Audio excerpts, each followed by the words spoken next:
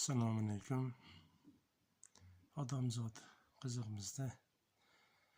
Boyaganda telefon bozoriga bitta opodda ketdini.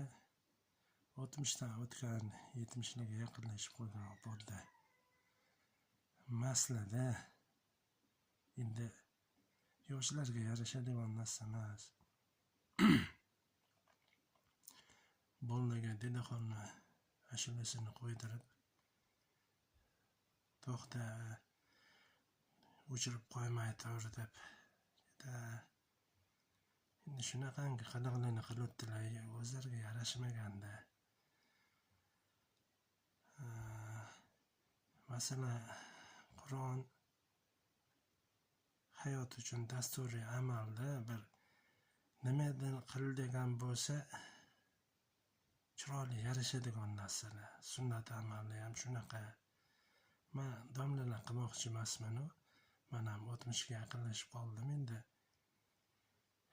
Ko'p joylarni ko'rdim. Hayotda achchiq chuchugini tatida nimani qilgan degan bo'lsa, hammasi foydali. Oddiy namoz, badan tarbiya endi. Chiroyli namoz o'qisangiz sog'lom bo'lasiz. Yuzingiz nurli bo'ladi, chiroyli bo'ladi.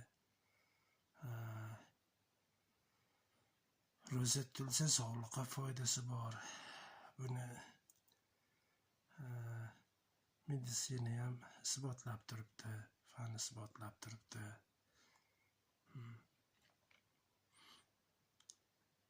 Endi bir chiroyli odamlarni ko'rsangiz, shu ichkilikka biri berilib ketib, bir tiyinli qimmat odam bo'lib qoladi-da. Nimaiki qilma degan bo'lsa, Alloh taolo qilma degan bo'lsa yomon. Masalan, butun dunyo namoz o'qimay qo'yilsa ham, Allohning bitta joyini kamaytirib qo'ymaymiz. Hamma namoz o'qib, joy namoz teshib tashlasa ham, bitta joyini Alloh taoloni ko'paytirib qo'ymaymiz. Alloh taologa baribir, Alloh taolo behojat zot. Bu qilganlarimiz hammasi o'zimizga. Shunaqa.